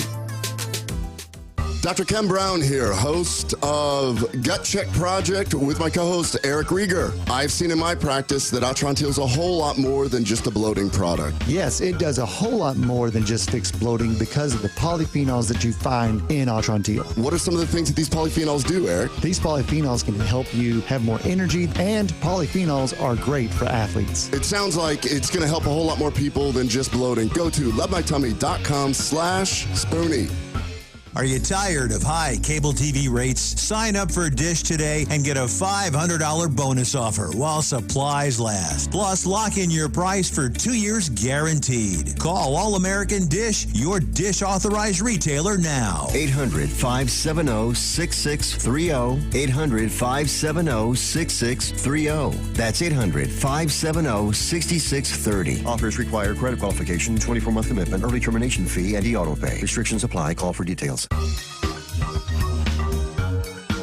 You're supposed to dance to this. Yeah, I can't believe you're not moving around. You act like you're a team roper or something. I know. It's not my jam, man. It's not my jam. You know what? You just have not lost that rough side there back when you were busting the Bronx. It's okay. You could show your feminine side, dance a little bit, rope some cows. Man, now I'm good on that. So we're here the last half hour of episode 18 of Gut Check Project, and what we were talking about in the break, we wanted to get straight to it. We've got some funny, I think they're funny, some good humorous tales of what it's like to be on both ends of the pharmaceutical representation side. And Ken, I'm just going to go ahead and kick it to you because I've heard this story before, and I'm kind of looking forward to you retelling it and letting Travis in on it. Yeah, so don't get your hopes up. It's not that funny. It's just it's a good depiction of what went on when there was no reins on the pharma industry. So I was a resident in San Antonio, and I had 3 friends that were pretty successful at the time. Keith, Jr., Brian. Mm-hmm. Brian was running one of the first internet casinos. Which, side note, really quick, he came to me when I was a 4th-year resident and said, "Hey, I need you to come down to Curacao with me, defer residency, and help me start this internet casino." And I was like, "This internet thing you're talking about, that's going to go away. I'm going to go stick my finger in people's butts for the rest of my life." Needless to say, not a smart business move on my part. And Junior was playing ball for the San Francisco 49ers at the time. And so I'd go visit him, and it would just, he'd just take us out, and we'd have fun, drivers driving us around, and it was just a great time hanging out with players and stuff. Go visit Brian, and it's in Curacao, and same thing. He's got everything set up for me. Guy showed up. He was living on the beach where there was beautiful coral reef. Guy shows up, wakes me up, and he goes, "Are you Ken?" I said, "Yeah." He goes, "Come on, Brian says I'm taking you scuba diving. I'm like, I've never been. He's like, it's not that big of a deal. Just if you want to go up, go down, breathe in, breathe out. Let's go. So, and, Keith was still living in Omaha at the time, and, former roommate, and he was working while I was in med school, so he took care of a lot. So I've got all this pressure. These guys are going to come visit me in San Antonio. I'm broke. I'm like, how do I show these guys a good time? So Viagra had just launched, and I was friends with the Viagra rep, and they had big pockets. So that was Pfizer. Pfizer initially started with their clinical trials so that Viagra would become, they were trying to work out a blood pressure medicine. I don't know do you know the whole story behind that? I do. Yeah, well, I've been told since. Yeah, absolutely. So basically, in phase 3 clinical trials, the blood pressure wasn't dropping all that much. When people returned the medicine, it was very distinct that most of the men did not return it. They're like, what's going on here? So then they had to bring them all back in and went, okay, we are not going to save lives via blood pressure, but we've learned a new thing that this drug does do. Then it became the little blue pill. And at the time, that became just, I've talked to reps that are just like, man, you were the, absolute, you'd walk in and they would kick other reps out and they'd be like, come on in. And so that in mind, I call him up and he goes, man, just set up a whole day. I'll handle it. I'll show up at every location and pick up the tab. So I'm like, okay, we're going to do lunch here. And so he shows up. He's like, what's up, guys? Meets everybody, gives his credit card, goes, I'll see you at the golf course. And then we went to La Cantera Golf Course. And he was waiting there. And he goes, what's up, guys?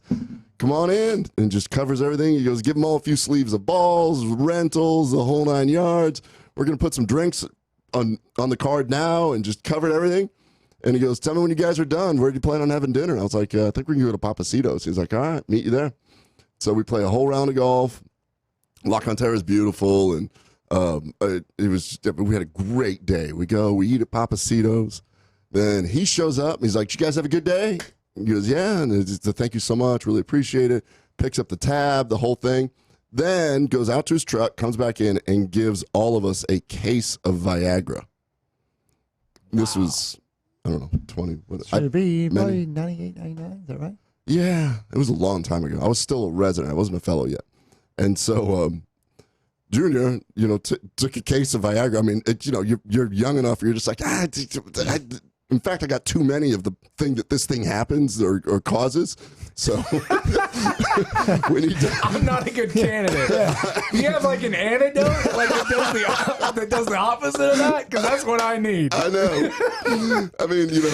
So then you realize that you're walking around with gold for any of my friends or friends' dads and stuff. Like, you got what? I'm like, and so Junior did the same thing. He takes it back to the Niners. He's like, man, I don't know. I guess this thing's supposed to do that. And so there's some other players on the team were like, yeah.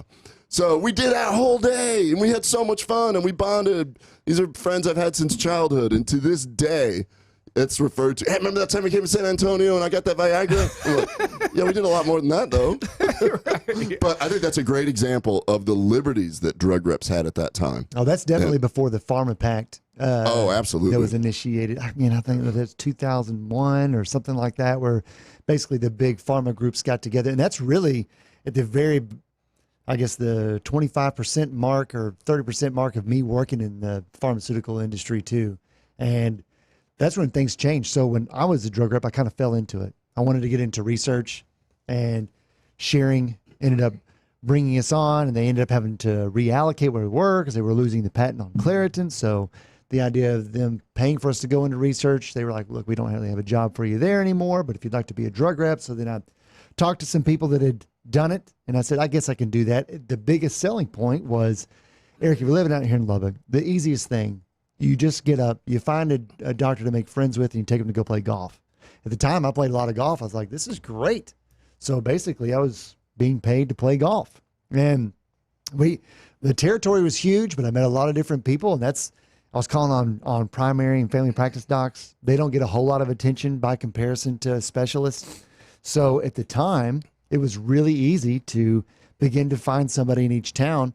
And at that time, you're only competing for market share. What I learned was it wasn't about the script count or the volume that I increased. It was just, what is your market share, and are you increasing in your category your share of the pie for our business? And That's really all it came down to. But I do have one of the funnier stories that happened to me occurred with a guy I made friends with in Lubbock. He was a family practice doc and internist, super cool guy.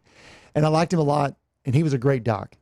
And I ended up working, I'd been laid off from sharing, and I went to go work for Roche. And Roche at the time had just launched 2 drugs. One was Tamiflu, which is still around today. Great drug, right?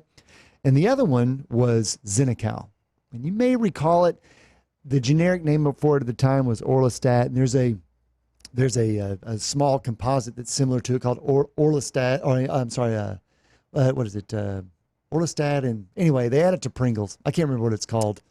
I'll look it up. Yeah, but regardless, what it did is it blocked the absorption of dietary fat, which is so funny where we are now knowing that fat's actually what's missing from our diet. But this Xenical was positioned to help people lose weight that were over-consuming fat. And it was going to block approximately 1/3 of the dietary fat from being absorbed.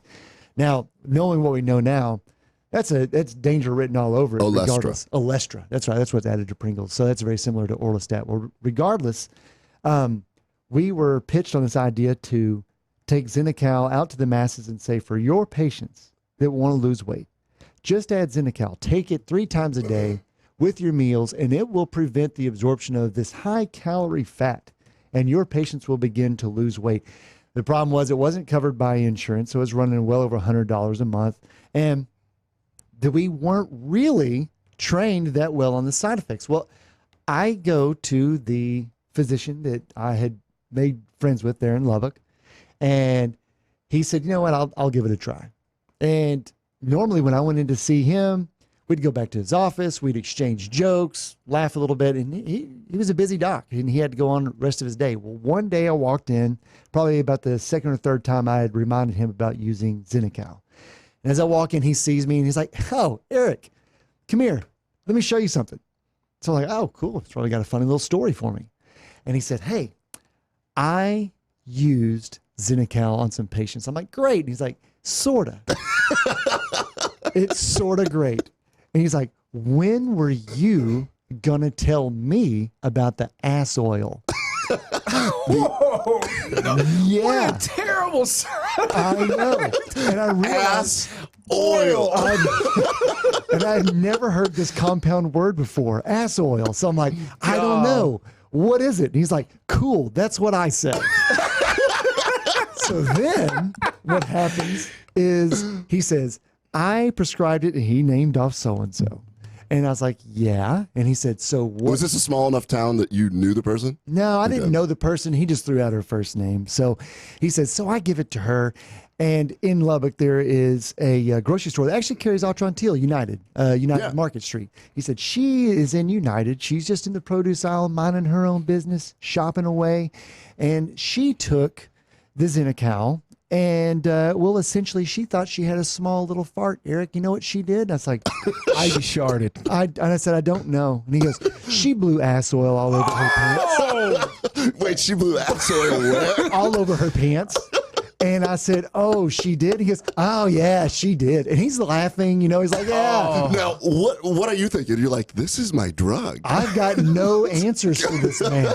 And I'm also like, I've been abandoned because no one told me this was going to happen. Man. So he begins to keep talking about it. He said, you want to know how I know? And I was like, kinda. And so he says, because she hobbled all the way out to the car so she could take off her ass oil pants, and notice it had also gotten into one of her shoes, and she brought them to me in the United sack that she had been shopping in. And he said, and I looked at him, I was like, you're not going to, he's like, I'm not going to show them to you. I don't have them. But then he said something really funny. He's like, why don't you get on the horn and find out what it is we're supposed to do about this, because I can't keep recommending something that's going to have this kind of thing. Well, basically right then, there was, if there was a graph, we launch, there's no complaints, it's flat.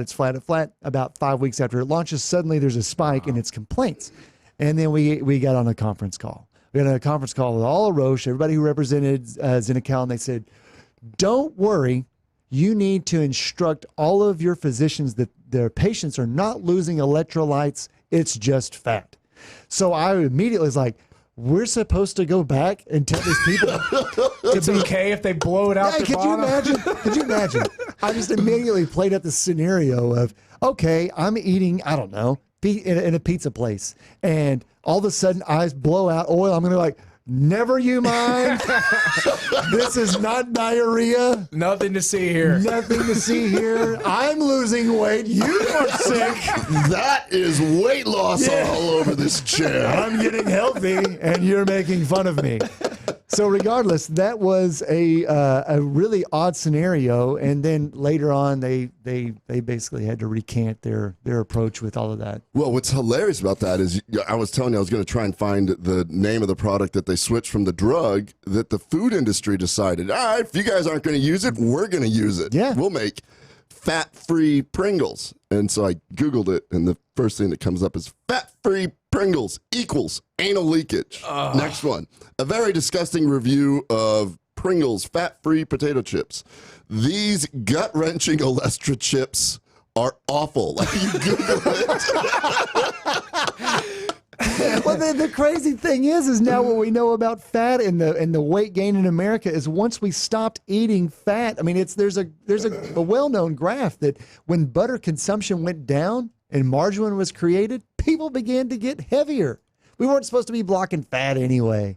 So I don't know. It's really one of the craziest tales where someone in your position, and you have a much different job now because you're not calling on primary care, but someone in your position back then, you're really on an island, and you're not really. Oh no, I love the fact because I've had reps come in where I'll say, hey man, we're having this side effect, and then they will come back and they'll have a retort to it. Where obviously they could call in, and then the higher ups, how could they sit in a room and be like, all right, so we're having a little of this. This ass leakage thing here or ass oil blowouts. What do we tell the reps? Just tell them it's working. Yeah. No. Yeah. I mean, we were blown away that was the response. I mean, I'm like looking at the phone. I'm like, this is unbelievable. But it didn't really matter. So Xenical's not around really anymore, I don't think. No, I think it's an over-the-counter thing called Ally now. Is that the same thing? Let me check. Oh, wow. Did not know. So... Well, heads up. Take Ally Wow. Orlistat. Yes. There you go. You are. Does it list anal leakage as a side effect on there? Once it's over the counter, they can. They don't have to list the side effects. It's $69 at Walgreens. 69. Wow. Interesting. I mean, I don't know. Another thing they had us worry about was that they did have. How's it still out there? I don't know. They did have the foresight though that you needed to make certain that your fat soluble vitamins like A, D, E, and K were appropriately consumed because you're blocking the fat of the way that they're absorbed, right? So Dude, you know what? I didn't realize it was still available. I'm thinking for my severely constipated people. I need you to take about 4 of these in a bathtub. Jimmy. No, the reason it's still out there is because there is some female that going to Florida and she got to get in her bikini. And ass leakage and all, she going to do it. That's the sacrifice. Yeah. Well, that's the funny part because that's the misconception. I've had a lot of patients that abused laxatives thinking that they were having weight loss. All that is just electrolytes. The reason why you get bloated, it's not your colon. It's because whenever you eat, the bacteria in your small bowel start breaking it down. That's what causes IBS-D, for instance. Yeah. Or, you cannot fix IBS-D, as we learned earlier, by, doing a fecal microbial transplant. You still have that look like you're kicking it around. No, dude, I'm good on that. The data says. I'd rather just have the IBS-D, to be honest with you, seriously. And all these things are going through my head like, do I know the guy I'm eating his poop or is it some stranger I'm eating his poop? And then I started to think, which is worse, a stranger or some dude I know? You're gonna wake up at 2 a.m. Honey, wake up. Listen, I really can't shake this. Yeah. No, but you're right. So this still exists because the misconception that fat is bad still exists. And people are desperate to do something. People really want to take a pill. It's and that's why it's important for us to continue to talk on shows like this and try and educate, because I would hate to have somebody have ass oil. Let's do an ass oil show, like just really kind of get into because I think you should coin that term, Oh yeah, well I can't. He owns it. I'm assuming. he trademarked it, huh? Yeah, I'm sure he did. Straight out of the LDK. Well, you were about to share a story. I wanted to stop you short because I want you to tell it fresh on the mic. So, you've got some interesting experiences as a rep and some stories as well. Well, it's amazing how similar the story is, right? Because it was in the primary care setting. All right. It was you described this as being a doctor friend of yours, sure. right? Same deal. I mean, this is a great relationship, Doc. And the relationship is really important at launch, right? When you're trying to launch the drug, because relationship will typically the caveat is it has to be a legitimate product. And my friend, this doctor, would always say that if it's a legitimate product and you can show me legitimate data of how it's going to help a patient, then I will give it a try, right? And that's what you get from that relationship is that initial trial at launch, right? And this guy would always give me a shot, right? So I got my new product in my bag, and it's an NSAID, right? So like Advil, right? It's a pain relief medication. And the medication had been out for a while, but they had reformulated it to be in a nasal spray, right? So pain relief nasal spray is what we got, okay, right? That we're bringing into to Doc here. So we roll in there, and it's man, I'm so excited. I got something new for you. The old medication was not taken as a pill; it was taken as an injection. So that's why the nasal spray application was such a big deal. Was it Toradol? Yeah, so we're not gonna really talk about what it was. It's generic. We're not really gonna talk about what it was. But rhymes with Coradol. Right. So anyway, I roll in with my new spray application pain reliever, and I say, "Hey Doc, I got this new product. Here's the data. This is why you want to use it. These are the patients it's going to help, going through the whole thing." And he's like, "Yeah, man, I really like that product. This new application might make it palatable for more patients. I will definitely give it a shot." Any side effects similar to what side effects do I have? You're saying everything that you know, but that's all that you got. Well, and it's very clearly stated on our promotional piece here, right? Here is, what you can expect, right? And to get to the market size, they have to list all side effects. But remember, the studies, they may be of varying sizes, and so and what people complain about and the tolerance of different people. So well, and to be fair, this product had the way they had measured this side effect was in the percentage of patients that experienced it, but they didn't figure the degree, like how bad it was, right? So they just how many patients experienced it. Only 10% of the people have ass oil. Right. 100% of those people really blow it out. Yeah, that's what and so that turned out to be the deal, right? So I come back in the next day, and I'm really freaking excited about, that he tried this product, and I come in and it's like, hey doc, how was it? And he's just laughing. He's like, while you're standing there? Yeah, he's just laughing. And I'm like, this is so similar. I'm like, dude, I said, what? I can't tell if that's good or bad. Are you laughing because you're so happy that this? And he's like, no, man. He goes, you got to watch this. And I said, what are you talking about? He's got a YouTube video loaded on his phone ready for me to play, right? So he plays the YouTube video. So the person filmed themselves, or how did this work? No, this was something that he had seen online, right? Oh. Totally. So it wasn't any patient that he'd given it to of his own, right? It was just something, either he was doing his own research on it or whatever the deal was. This YouTube video comes across. And so it's this gentleman standing in his kitchen, and he's like, hey, I got this new product from my doctor. Watch what this does, right? Like I had some elbow pain or whatever. So this is why I got this. And the dude shoots it up his nose. And I mean, instantaneous. It's like somebody standing across the room with a rifle. He shoots it in his nose. Boom! Both hands go to the face. He hits the floor. And the dude is writhing around on the floor. in pain. So we got to essentially what we filming. Yeah, his wife, I guess. I don't know.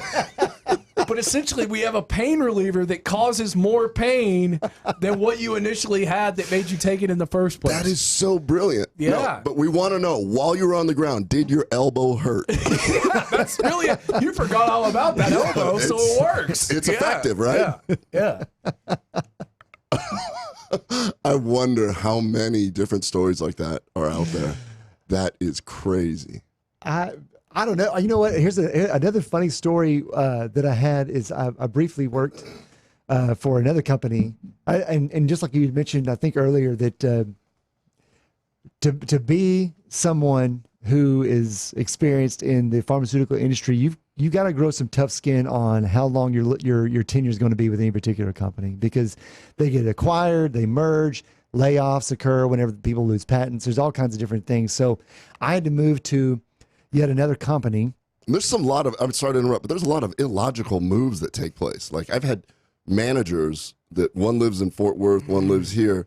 They made them switch territories, even though, so one had to now manage Fort Worth. It's weird what they do. I don't understand the formula either. It often feels like the direction's coming from the Northeast, where a lot of them are based. And then to them, the South and West is just zip codes, and they don't realize how large they are. Yeah. And switching them can be a problem. And it's inconsistent too. So you go from company to company and they don't all do it the same way. That's the thing that's crazy to me, right? Is that there's not one formula for how all these companies operate, right? You go to one-on-one, and that's why you never, to your point, you never know what to expect. Yeah. You never know what's going to happen. I'm sorry I interrupted. Oh, no. It's just, I think that now that the environment around the pharmaceutical rep, especially with the Pharma Act and the way that there's the Sunshine Act and how everybody's enforced the exchange so that they can basically preserve the integrity of the representation of the medications. So is the environment, because one of the companies I started with, there was 2 training sessions, and I went to the second one, and we all heard about the first one because the first one, everybody apparently showed up in it was in a place in North Carolina in Research Triangle, and they basically had new rules that were written up for how they wanted people to conduct themselves at this meeting that they apparently didn't make clear at the last one. So they apparently, I think they brought in 40-something people for the first training session, and ours was about the same. But I think 7 of those 40 weren't employed anymore by the time that we got there because they had partied too hard, fallen in a pool, and all kinds of just crazy shenanigans all over this hotel. So, of course, they had to restructure the way that from what it sounds like, what had occurred before we got there was if you were going to make a movie about the wildness that could occur at a convention like that or a sales training session, they had it. And so by the time we got there, they're like, we're all eating here. We're all going to do this. We're all going to go to bed. And in fact, I think that was back when the Carolina hockey team was in the playoffs, and the Red Wings were staying at the hotel where we were. So it's pretty wild. But anyhow, so the environment's changed quite a bit. But even when I did it, I was able to take physicians to golf. You can't do that. When I did it, everything was done on paper. I think everything that you do is tracked digitally through the computer, how many calls that you do. And it's far more of a science. Tell me about the story that you did where they were kind of forcing you to spend your budget. And it may be similar yet still different. So for me, they measured us by our activity on how involved were we in our territory. And a lot of that came down to your entertainment budget.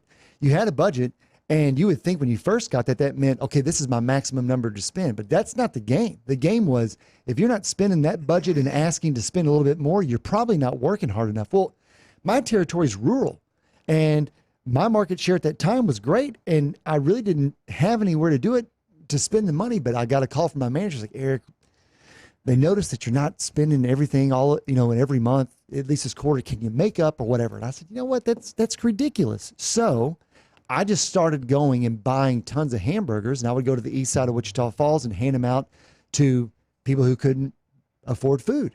And so I did the same thing in Ardmore. I did the same thing in a bunch of the small towns that I was calling on. Well, what I didn't expect is one time I was handing out hamburgers in Ardmore, and one of the docs I called on all the time drove by right before I went to his office.